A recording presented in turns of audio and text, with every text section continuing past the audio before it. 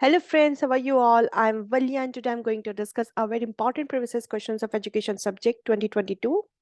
So today I'm going to start part 6. In the previous sessions we have completed part 5.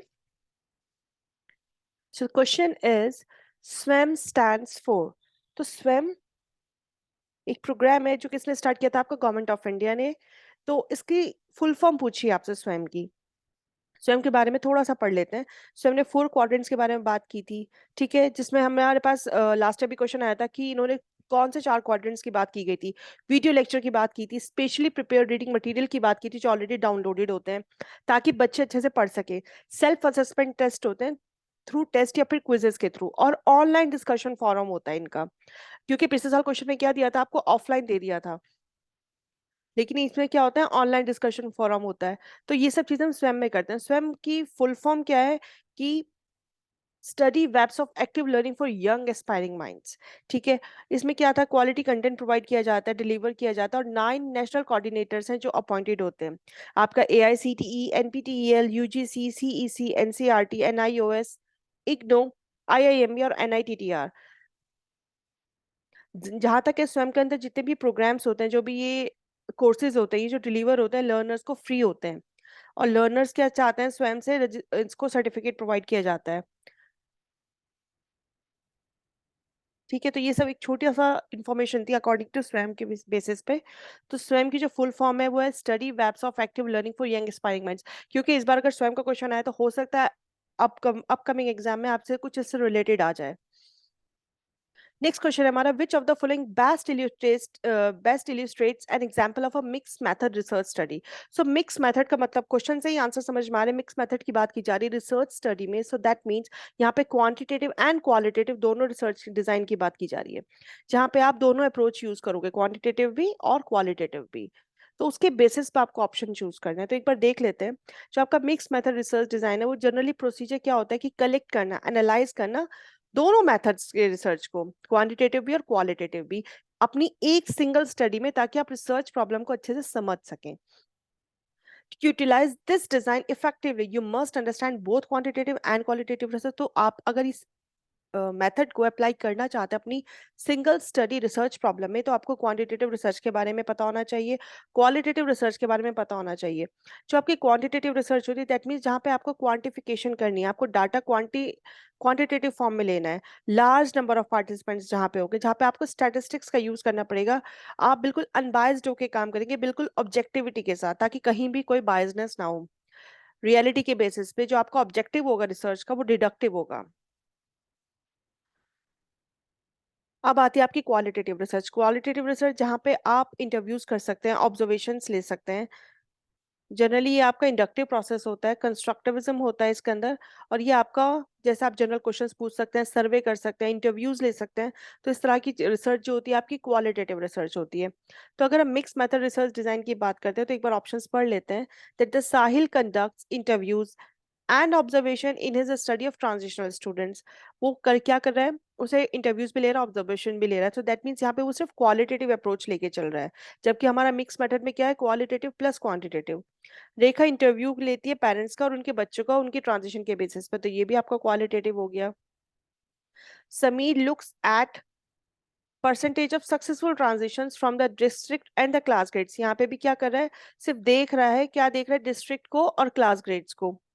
Reshma conduct करती है observation and supplements her findings with class grades, और क्या करिए साथ में supplements भी ले रही है कि क्लास ग्रेड्स के बेसिस पे. तो इसमें आपको बताना है कि बेस्ट आंसर आपका कौन सा होगा. बेस्ट आंसर आपका होगा फोर्थ, जिसमें रेशमा क्या कंडक्ट करिए, observation, that means qualitative plus quantitative दोनों अप्रोच लेके चल रही है. तो ये आपकी रिसर्च स्टडी होगी, mix method research study. So I wish आपको क्लियर हो गया होगा. नेक्स्ट क्वेश्चन है आपका statement 1 and statement 2. So statement 1 क्या कह रहा है, rather than just focusing on what learners are expected to learn. इस चीज पे फोकस ना करते हुए कि लर्नर क्या एक्सपेक्ट करना चाह रहे हैं, लर्न करने, ट्रेडिशनली क्या लर्न करना चाह रहे हैं. Defined subject content, competency based curriculum emphasise. अगर आप ट्रेडिशनल कॉम्पिटेंसी बेस्ड करिकुलम को कंपेयर करके देखते हैं तो आपका जो कॉम्पिटेंसी बेस्ड करिकुलम है वो एम्फसाइज करता है लर्निंग प्रोसेस को. That means skills, knowledge, attitudes के क्या अप्लाई कर रहे हैं हम, क्या आउटकम्स आ रहे हैं लर्नर्स के. कॉम्पिटेंसी बेस्ड करिकुलम क्या करता है, जो अलाउ करता है स्टूडेंट्स को कि वो अपनी लर्निंग की, अपनी एजुकेशन की रिस्पॉन्सिबिलिटी ले, उनको कॉम्पिटेंट बनाता है, उनकी स्किल्स को डेवलप करता है competency based curriculum in comparison to traditionally based curriculum के बेसिस पे। तो आपकी दोनों स्टेटमेंट सही है, that means your both statement and statement two are correct. So answer क्या हो जाएगा हमारा, first option which is correct option according to your answer की। नेक्स्ट क्वेश्चन है हमारा, the National Institute of Educational Planning and Administration, जिसको हम NUEPA भी बोलते हैं, वो कहाँ पर लोकेटेड है? मुंबई में, हैदराबाद में, न्यू दिल्ली में, या फिर चेन्नई में? तो न्यूपा क्या है, national Institute of Educational Planning and administration, जो कि कहाँ लोकेटेड है, न्यू दिल्ली में। और ये इंस्टीट्यूट किसके थ्रू सेटअप हुआ था? Ministry of human resource development, MHRD के थ्रू, गवर्नमेंट ऑफ इंडिया। अच्छा, पहले क्या हुआ था, ये पहले 1965 में इसको कर दिया गया था, उसके बाद क्या हुआ था, इसको कन्वर्ट कर दिया था national staff college for educational planners and administrators 1973 में। फिर इसको दोबारा बनाया गया था 1979 में। अब 2006 में Nipah was given the status of, अब उसको कौन सा स्टेटस मिल चुका है, डीम टू बी यूनिवर्सिटी का स्टेटस मिल चुका है। तो ये चीजें पॉइंट्स हैं, बहुत इंपॉर्टेंट है, पता होना चाहिए अपकमिंग एग्जाम के हिसाब से। सो आपका क्या आंसर हो जाएगा, which is new Delhi. Next question है हमारा, discipline based model of curriculum design is basically, जो आपका discipline based model of curriculum है, डिजाइन है, वो किस चीज के ऊपर बेस्ड है? वो आपका सब्जेक्ट सेंटर्ड है, दैट मीन्स आप एकेडमिक्स की बात कर रहे हो, डिसिप्लिन की बात कर रहे हो। तो जो आपका डिसिप्लिन बेस्ड मॉडल है, दैट मीन्स एकेडमिक्स से रिलेट करता है, डिसिप्लिन से रिलेट करता है, दैट मीन्स एकेडमिक्स से रिलेट करता है। तो वो आपका सब्जेक्ट सेंटर्ड होगा, वो आपका लर्नर सेंटर्ड नहीं होगा, टीचर सेंटर्ड नहीं होगा। ये तो हो गई नहीं सोशल कंस्ट्रक्ट, एक बार इसको देख लेते हैं कि सब्जेक्ट सेंटर्ड होगा क्योंकि एकेडमिक्स बेस्ड हो गया। कंटेंट जो डिवाइड है किसमें, सेपरेट में और अलग अलग सब्जेक्ट्स में, डिसिप्लिन में, जैसे आपका लैंग्वेज हो गया, साइंस हो गया, एसएसटी हो जाता है, मैथमेटिक्स हो जाता है। किसी भी एक चीज पे, किसी भी स्पेसिफिक चीज पे फोकस होना, जो भी करंट या फैक्चुअल इन्फॉर्मेशन है, वो आपका डिसिप्लिन एक्सपर्ट्स में आता है। तो discipline based model of curriculum जो डिजाइन है, वो आपका एकेडमिक फोकस्ड होता है, सब्जेक्ट सेंटर्ड होता है। Next question which is very important, ये आपका साइकोलॉजी से आया है, the a projective technique is use for the assessment of, हम प्रोजेक्टिव टेक्निक किस चीज के असेसमेंट के लिए यूज करते हैं? तो ये चीजें हम पढ़ते हैं साइकोलॉजी में, पर्सनालिटी में हमने ये पढ़ा है, जो पर्सनालिटी का आपका कंप्लीट चैप्टर। इंटेलिजेंस में हम ये नहीं पढ़ते हैं, एकेडमिक अचीवमेंट की बात भी नहीं है ये, एप्टीट्यूड की बात भी नहीं, पोटेंशियल की बात नहीं। प्रोजेक्टिव टेक्निक्स तब की जाती है जब किसी की पर्सनालिटी में कुछ इश्यूज हो, या आप कुछ जानना चाह रहे हैं, तो आप प्रोजेक्टिव टेक्निक्स के थ्रू पर्सनालिटी को जज करते हैं, either it is ambivert personality, introvert personality, extrovert personality। तो ये सब चीजें आप प्रोजेक्टिव टेक्निक्स के थ्रू, इसमें डिफरेंट डिफरेंट टेस्ट होते हैं, सी टेस्ट, कैट टेस्ट, इस बेसिस पे पर्सनालिटी को जज किया जाता है। तो किसी के साथ कुछ प्रॉब्लम होती है, तो वो सब चीजें आप प्रोजेक्टिव टेक्निक्स के थ्रू करके असेस करते हैं। तो पर्सनालिटी हम असेस करते हैं थ्रू द प्रोजेक्टिव टेक्निक्स। तो आंसर क्या हो जाएगा आपका, personality. Next question, program learning which is very very important, हर साल ऑपरेंट कंडीशनिंग से क्वेश्चन आता है प्रोग्राम लर्निंग, प्रोग्राम इंस्ट्रक्शन के ऊपर, that the program learning is based on the principle of, किस प्रिंसिपल के ऊपर बेस्ड है program learning? Conditional learning theory, Gestalt learning theory, cognitive learning theory, या फिर operant conditioning theory? So program learning आपकी operant conditioning theory के ऊपर based है। ऑपरेंट कंडीशनिंग का मतलब क्या है कि ये हमारे बीएफ स्कनर ने दिया था ऑपरेंट कंडीशनिंग, और इसमें क्या था कि लर्निंग आप थ्रू रीइंफोर्समेंट, थ्रू रिवॉर्ड्स, बच्चे को छोटे छोटे स्टेप्स में आप प्रोवाइड कर रहे हो, इमीडिएट रिइंफोर्समेंट आप दे रहे हो लर्नर को, ताकि वो अकम्प्लिश कर सके छोटे छोटे, जब वो टास्क कंप्लीट करता है ना क्विज के फॉर्म में, किसी भी फॉर्म में, तो इससे क्या होता है, बच्चे को रीइंफोर्समेंट मिलता है और साथ के साथ बच्चे को रिवॉर्ड भी मिल रहा है। तो प्रोग्राम लर्निंग किसका है, प्रिंसिपल किसके ऊपर बेस्ड है, ये ऑपरेंट कंडीशनिंग के ऊपर बेस्ड है, जो हमने बीएफ स्किनर की ऑलरेडी पढ़ी थी। नेक्स्ट क्वेश्चन बहुत अच्छा क्वेश्चन है, इसी तरह का क्वेश्चन आपका 2018 में आया था, जुलाई 2018 में, लेकिन वो थोड़ा डिफरेंट था। Match the following I think उसके अंदर था, और काफी डिफरेंट उसके अंदर दी हुई थी। तो ये रिफ्रैक्टिव डिसऑर्डर्स की बात की जा रहा है, दैट मीन्स एक बार देख लेते हैं।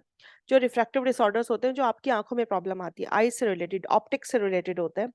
मायोपिया, जब पास की निगाह कमजोर होती है। हाइपरोपिया, जब आपकी दूर की निगाह कमजोर होती है, आंखें कमजोर होती हैं। एस्टिग्मेटिज्म, जिसके अंदर किसी भी लाइट के ऊपर फोकस नहीं कर सकती आपकी आंखें, आपका रेटिना, ये ज्यादातर एज रिलेटेड प्रॉब्लम होती है। आई लेंस जो होते हैं, बहुत ज्यादा दिखाई सही से नहीं देता। रेटिनल ऑप्टिकल नर्व प्रॉब्लम से रिलेटेड वही हो गया, जब आपको रेटिना में कोई भी प्रॉब्लम होती है, किसी भी नर्व डिजीज में कोई प्रॉब्लम होती है। अच्छा, ये होती है हमारी जनरली कौन से होंगे, हमारे मायोपिया, ठीक है, हाइपरोपिया, एस्टिग्मेटिज्म, यही है हमारे रिफ्रैक्टिव इंडेक्स। रिफ्रैक्टिव डिसऑर्डर्स का मतलब जो आपकी आंखों से रिलेटेड है।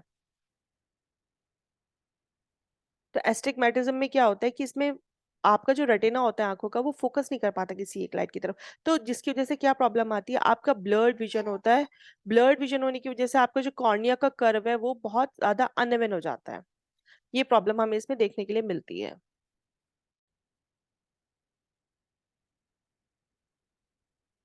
और आपका ग्लोकोमा क्या होता है? ग्लोकोमा क्या होता है जिसके अंदर आपकी आंखों का जो फ्लो होता है ना, फ्लो ऑफ फ्लूइड्स जो होता है वो रेस्ट्रिक्टेड हो जाता है, मतलब बहुत कम हो जाता है, जिसकी वजह से आंखों के अंदर ड्राइनेस बहुत आ जाती है।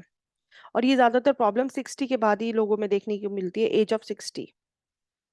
हाइपरोपिया क्या होता है? इसमें ये कि आपकी दूर की निगाह कमजोर हो जाती है, जिसमें आप प्रॉपरली किसी चीज के ऊपर फोकस नहीं कर सकते। और कभी कभी ये देखा जाता है कि इसके अंदर जो कॉर्निया होता है वो फेल हो जाता है, जिसकी वजह से ये प्रॉब्लम आपको ज्यादा अकर होती है। तो अकॉर्डिंग टू क्वेश्चन आपको समझ में आ गया होगा क्या हमारे आंसर्स है। मायोपिया जब आपके पास की निगाह कमजोर होती है, हाइपरोपिया जब आपको फार साइटेडनेस होती है, एस्टिग्मेटिज्म जब आपकी आंख, हाँ, हाँ, फ्लूइड सूख जाता है। सो थैंक यू फ्रेंड्स, ये था मेरा आज का lesson. Thank you for your attention, stay blessed, enjoy learning and best of luck for your upcoming exam. और इससे नेक्स्ट लेसन में मैं कुछ अच्छी वीडियोस आपके लिए लेके आऊंगी जो आपके एग्जाम्स की प्रिपरेशन के लिए बहुत फ्रूटफुल होगी। So stay blessed, enjoy learning, see you soon with the next video.